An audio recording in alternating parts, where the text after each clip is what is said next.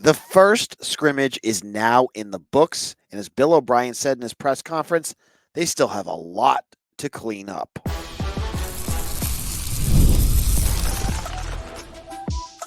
You are Locked On Boston College, your daily podcast on the Boston College Eagles. Part of the Locked On Podcast Network, your team every day. Hello and welcome. This is Locked On Boston College, your team every day. I'm your host, AJ Black. Thank you all for listening. Today's episode is brought to you by Game Time. Download the Game Time app, create an account, and use code Locked On College for $20 off your first purchase. Terms apply. So, on Wednesday morning, Boston College held their first scrimmage of the fall, and there was a lot of excitement. This is the first year of Bill O'Brien. I was very excited to see, after watching a week and a half of camp, where this team is at. What was going to be the overall themes of this scrimmage, and what would we take away? And so I'm going to go over today the whole scrimmage, what we saw, kind of give you some overview of what we watched.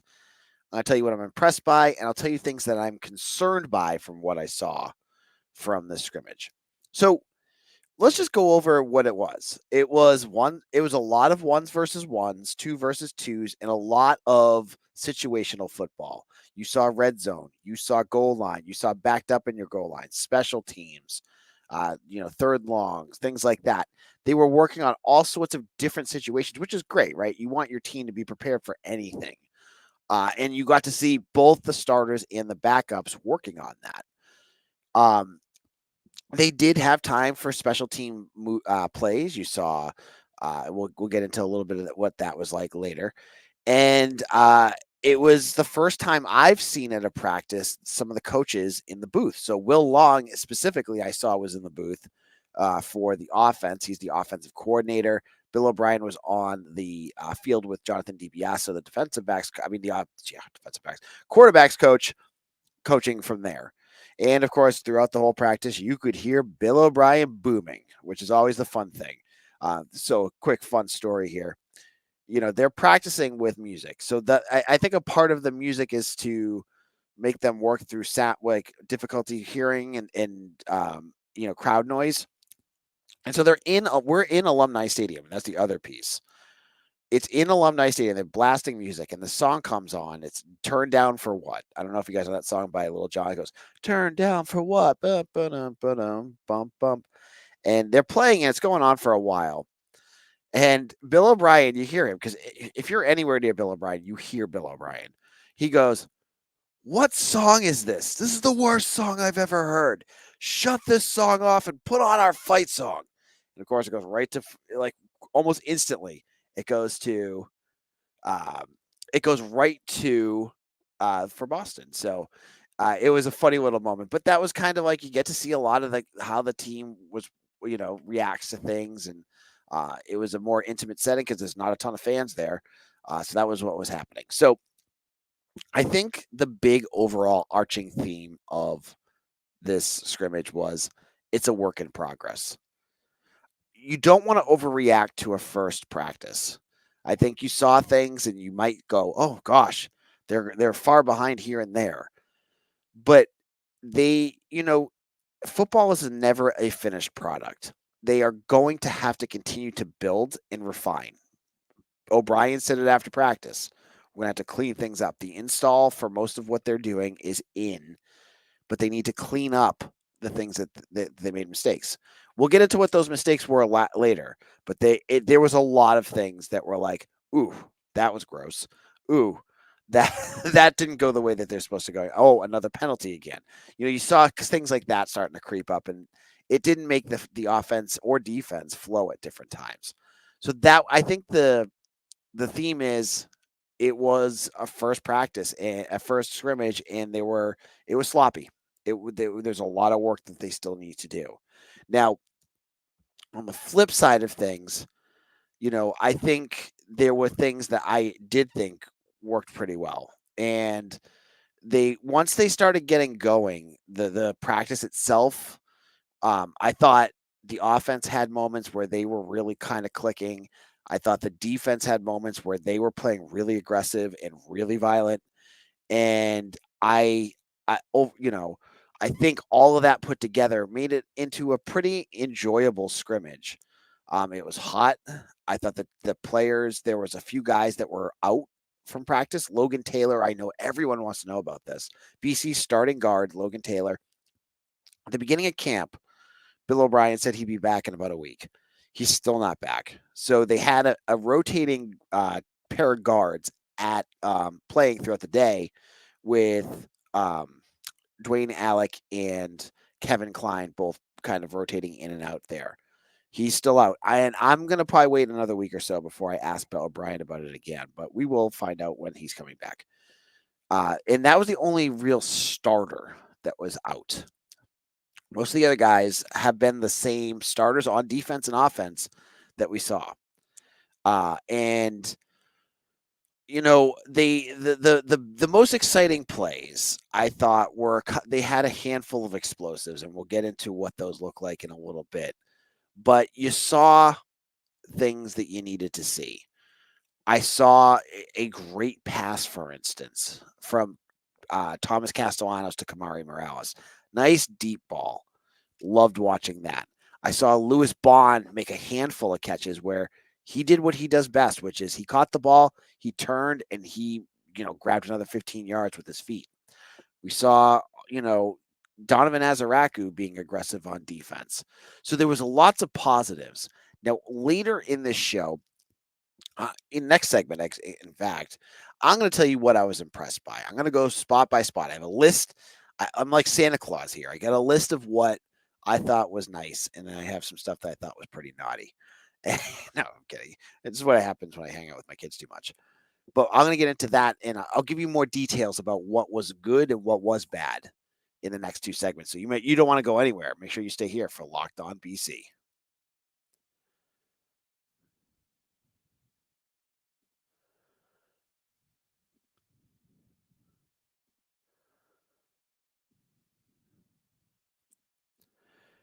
Game Time is an authorized ticket marketplace of Major League Baseball, which makes getting tickets faster and easier. Prices on the Game Time app actually go down the closer it gets to the first pitch. With killer last-minute deals, all-in prices, view from your seats, and their lowest price guarantees, Game Time takes the guesswork out of buying Major League Baseball tickets. You're thinking of going to Fenway? You got a couple more weeks left of summer. Get over to Game Time. They're going to have good deals on seats if you want to get into the park and enjoy the games with your family. Check it out and make sure you use the viewfinder so you know exactly where you're going to sit, because that's so important when you go to Fenway Park. So save up to 60% buying last minute for sports, concerts, tickets in theater. Download the Game Time app, create an account, and use code LOCKEDONCollege for $20 off your first purchase. Terms apply. Again, create an account and redeem code LOCKEDONCOLLEGE for $20 off. Download Game Time today. Last minute tickets, lowest prices guaranteed. So, folks, if you enjoy my show, and thank you for making Locked On Boston College your first listen of the day. For your second listen of the day, enjoy the Locked On College Football podcast. Spencer McLaughlin gets you ready for an exciting season on the gridiron with discussion on the upcoming season and the ever-changing landscape of college athletics, including conference realignment, the transfer portal, NIL, new college football, expanded playoffs, and more.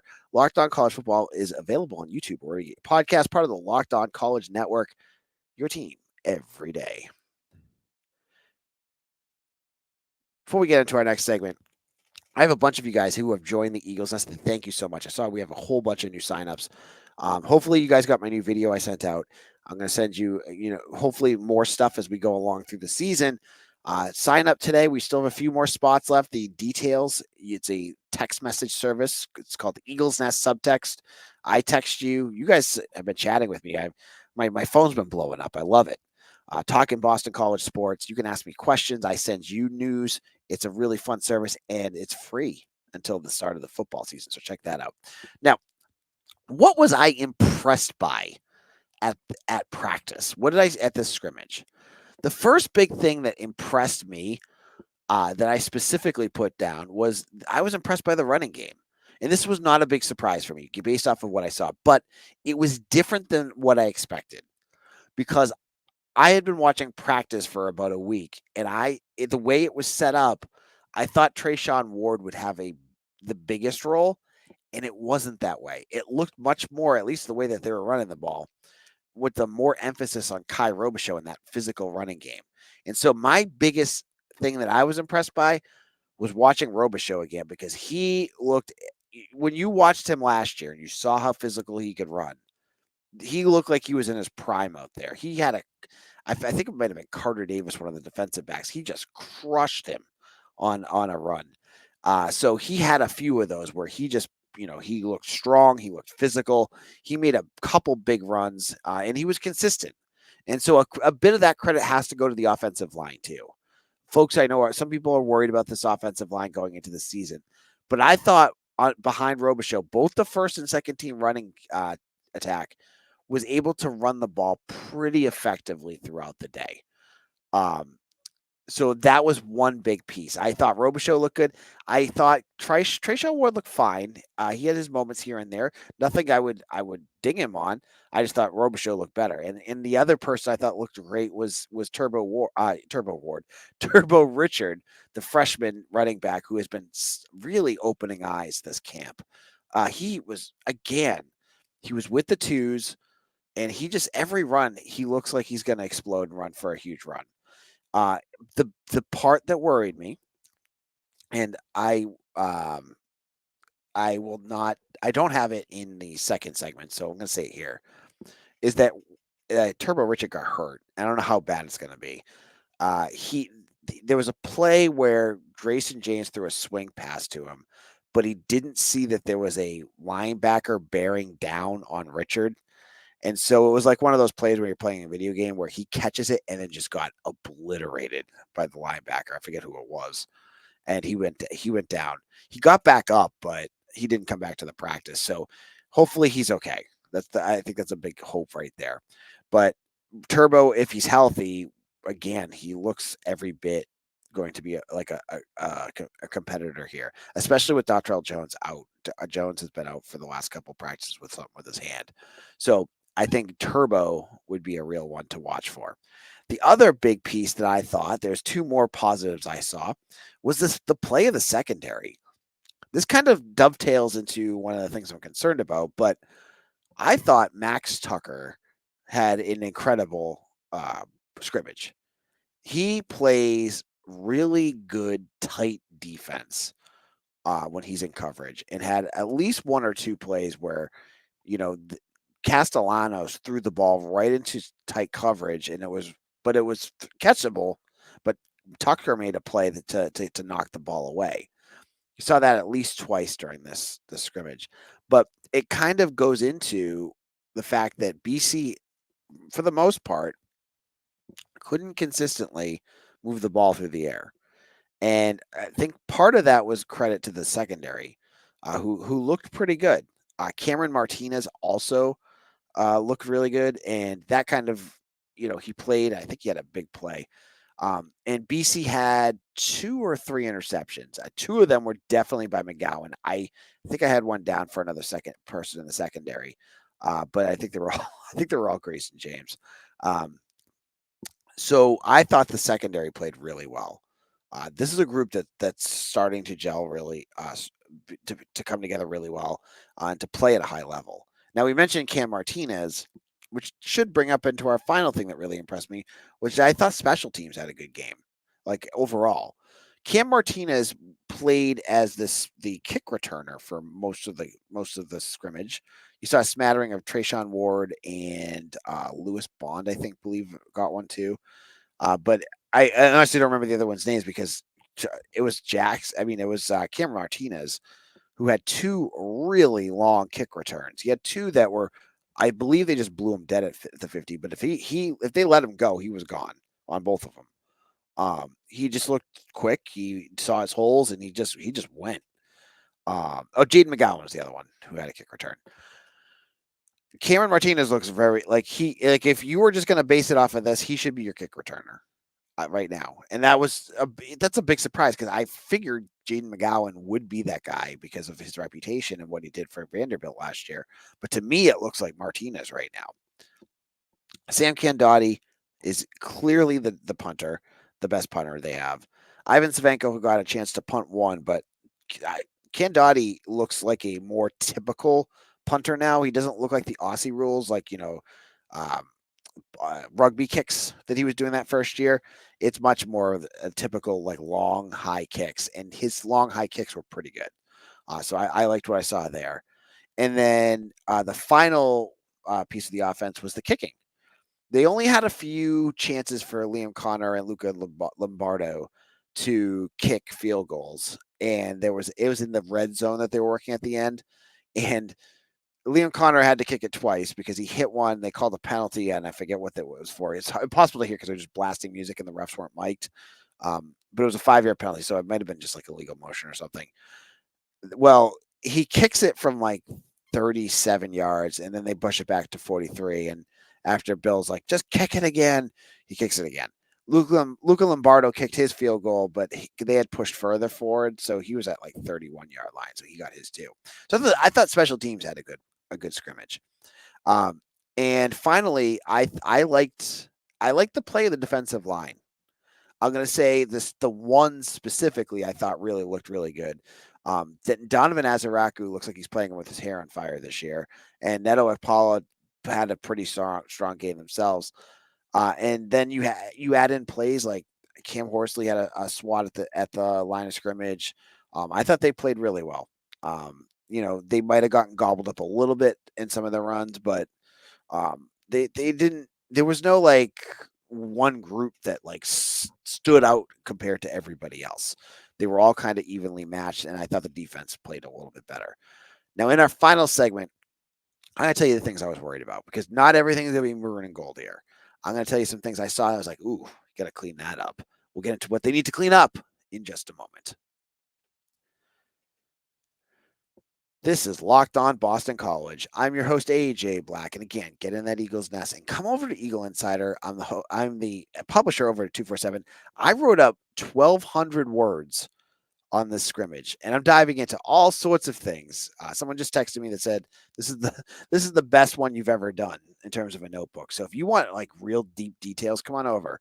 Check it out on 247. Now, here's the things I was concerned about. The big one, Bill O'Brien said like it was sloppy. They have a lot they need to clean up. And he specifically pointed out the penalties. The penalties was bad in this game. I'm going to say that right now. They had a couple pre-snap penalties. They had pass interference. Cam Arnold got called for a pass interference in the end zone. There was whatever happened on that kick. They had at one point, O'Brien mentioned, I didn't see it as this far, but apparently according to him it was 3rd and 51 at one point because the penalties were just stacking so much.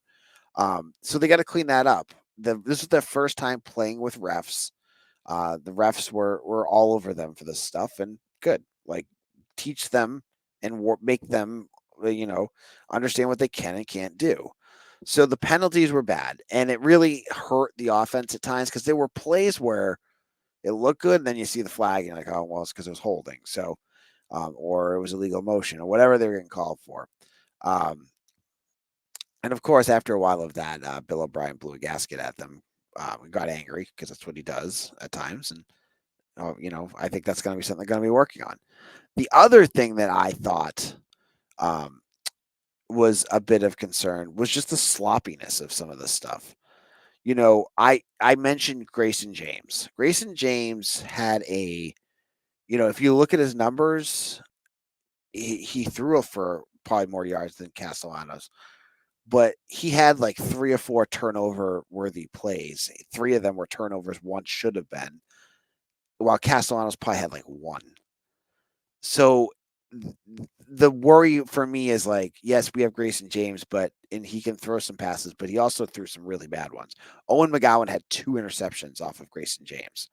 So there was some sloppiness there. Like that part of the sloppiness I thought was bad. So that would be the second thing. And then finally, I'm going to put it out there. I don't think the pass game was very crisp in this game. There were points where it was, and it got much better at the end. But watching at the beginning, I don't know if it was just the plays they were calling or what was going on, but Castellanos didn't seem to have much. He like Jaden Skeet, for instance, didn't he had like one catch, but it was like way later in the scrimmage. Kamari Morales was like one catch way later in the scrimmage. It just seemed at the beginning they weren't able to move the ball through the air, um, and just you were hoping to see more of the downfield passing game right off the bat, and it took a while for that to get going. Now, to be fair, it got going, and I also want to say too, I'm saying that the passing game was concerning. I think from everyone I've ever talked to, the defense always progresses faster at first than the offense. So it would make sense that the defense played better in this scrimmage because the offense is going to take more time to get themselves acclimated and going at the right direction that they want to go to. So I do say, though, was I impressed by the passing game? No. Was I concerned about Castellanos? I think that's a bigger question. No, I was not. He had a bunch of really good runs, and as O'Brien said, some of those good runs would have been home runs, but they blew him dead. So it's important to remember, like I posted a few things where they had touchdowns, but there were plays that BC could have scored and they didn't because they're not going to waste time letting the guy just run into the end zone. They blow it dead, or they didn't let the play continue after like a 15-yard gain. That's just the way the scrimmages work. So there was good stuff and bad stuff. But I think the end of the day, the final, takeaway is they have a lot of work to do. And that's okay. I am glad to see that BC has a head coach that is showing attention to detail and not accepting anything less than what the best is that the school can do. That's what BC has right now. That's exactly what Bill O'Brien said to the staff, to the media and to the players. You heard him say it when he did his final little talk before the end of the scrimmage. This is a good start, but they're going to have a lot of work in front of them. So that's my thoughts on the scrimmage. I hope you guys enjoyed it. We'll be back again tomorrow for some more talk. We'll get into more about some themes that have been coming up during the spring. You'll want to make sure you're locked into the Locked On BC on YouTube or wherever you get your podcasts, and check out Locked On ACC after this podcast. Listen to Alex Dono and Kenton Gibbs as they get ready for the ACC season on YouTube or wherever you get your podcasts. And again, I'll see you all again tomorrow for another episode of Locked On Boston College, your team every day.